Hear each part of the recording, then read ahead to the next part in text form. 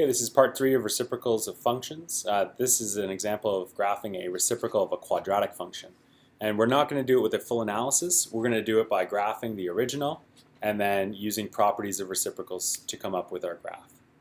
So how do we graph our quadratic? Well, we know a few things about our quadratic. We know our x-intercepts from these two factors because we're in factored form. We know one of our x-intercepts is going to be 1. And our other x-intercept is going to be -3. So we're going to start by plotting -3 and 1 as our x-intercepts. To find the vertex, we need to find the axis of symmetry, or the point between our two x-intercepts. And we can do that by adding our x-intercepts and dividing by 2. -3 plus 1 is -2, divided by 2 is -1. So our x value of our axis of symmetry is -1. So that means it's going to go through here. And the y value, well, we take our function, set it equal to -1, and solve. -1 minus 1, -1 plus 3. We get -2, and 2 multiply, we get -4. So our vertex is -1, -4. -1 is here, -5, -4. And if we want a few more points, we can plug in some values into our equation. Like if we plug in 2, we get 5. Is that right? Yes. And then if we use symmetry, that's 1 over from this dot, so 1 over from that dot would be 4, so that would also be 5.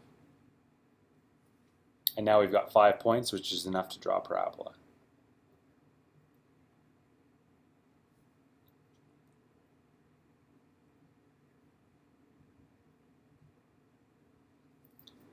There's our 5 points for our parabola, and now we can start using key features of reciprocals to graph the reciprocal. So we've graphed our original, the domain and range of our original. Let's write it. Domain, this is for f of x.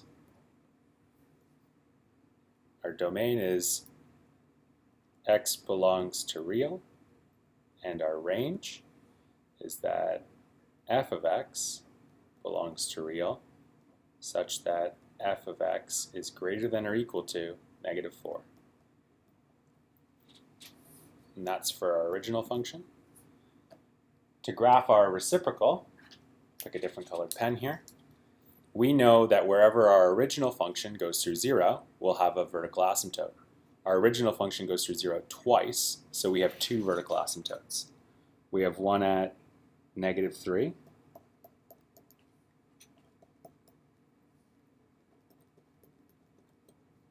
uh-oh, lovely pen.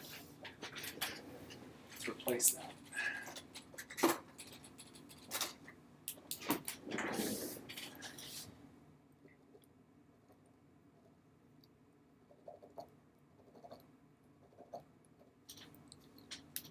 Perfect.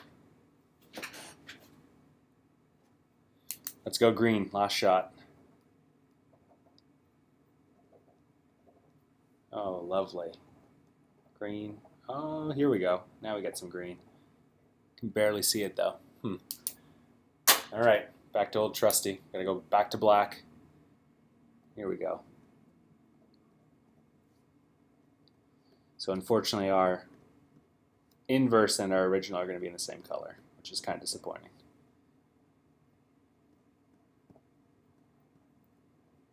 But here we go. We got 2 vertical asymptotes.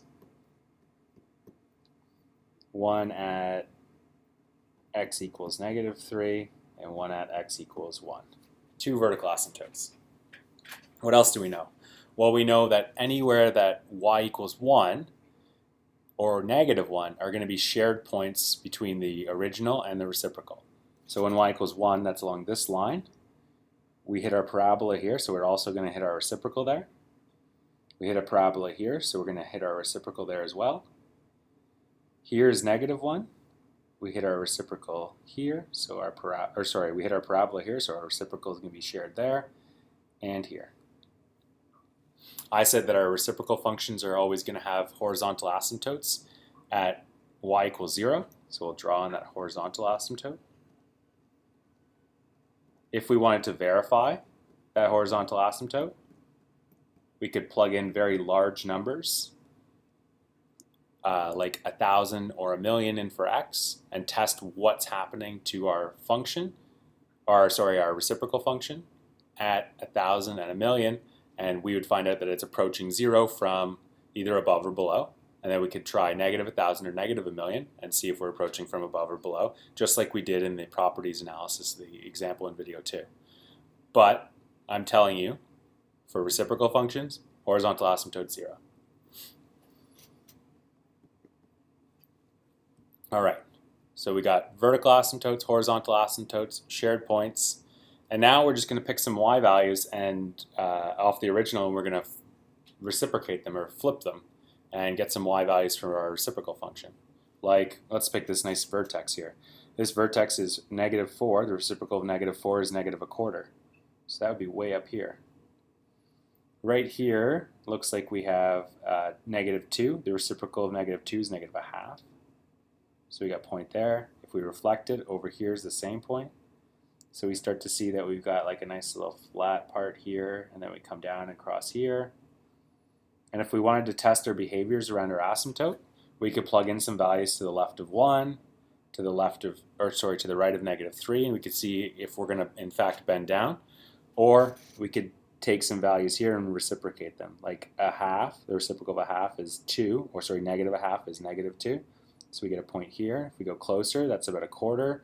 That would be 4. You can kind of see what's happening here. We are in fact going to bend and approach our asymptote. Same on this side. Bend and approach our asymptote. So there's one branch of our reciprocal. We also have to consider the function over here. So what's happening over here? Well, we have a shared point here, and then we could take some reciprocals. Like this is 5, the reciprocal of 5 is 1/5, which is way down here. This looks to be about 2, the reciprocal of 2 is 1/2, that's right here. This looks to be 1/2, the reciprocal of 1/2 is 2, so you might get the idea. We're going to bend and approach this asymptote, and we're going to bend and approach our horizontal asymptote. On this section of the graph, everywhere where there's an original part to a graph, we'll have a reciprocal part. Like wherever the original is positive, like right here, we're going to have a reciprocal portion that's also in that positive same quadrant. Okay? Wherever our original is negative, we're going to have a part of our reciprocal that's negative in that area too. So they'll always exist in the same portions on the graph. Like if the original function's down here, we're not going to have our reciprocal part up here. Reciprocal will always be in the same section as the original, just doing the opposite behavior. If we're decreasing, a reciprocal should be increasing. So we're decreasing, then increasing. Our reciprocal is increasing, then decreasing. Okay? But wherever it's negative, it's still the reciprocal is negative, because the reciprocal of a negative number is a negative number. Same as the reciprocal of a positive number is a positive number. So if the original exists right here, the reciprocal is going to exist in this area too, but doing the opposite behavior. Our graph's increasing, original, so the reciprocal should be decreasing. So you might anticipate it going like this, which in fact it does. Because the reciprocal of 5 is 1/5, which is way down here. The reciprocal of 2.5 is 1/2.5, which is right here. So we're already bending and touching or getting close to that horizontal asymptote. And we bend up to this vertical asymptote because the reciprocal of 1/2 is 2. And as we get closer and closer, we get closer and closer, but bigger and bigger. So we bend up like this. So there's our reciprocal graph. It's kind of messy. I'm going to try to highlight it so you can see it. This portion.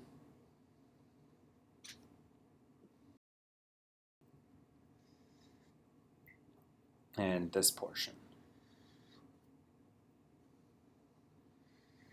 There's our reciprocal. And it should continue all the way up there. Perfect. There's your reciprocal. The solid black is the original, and we just did it by using properties of reciprocals. So shared y equals 1 point, shared y equals -1 points, reciprocal for every other point. So wherever -4 is -1/4. Okay. Vertical asymptotes wherever the original goes through 0, horizontal asymptote at y equals 0, and then bend around the asymptotes. So as you start to approach one, just continue it and approach it. Okay? We'll get into more complicated rationals that maybe have different behaviors around asymptotes, but for reciprocals, they bend and approach. That's it for video 3. There is another example of graphing a parabola and then graphing its reciprocal. If you want to try that, that would be excellent.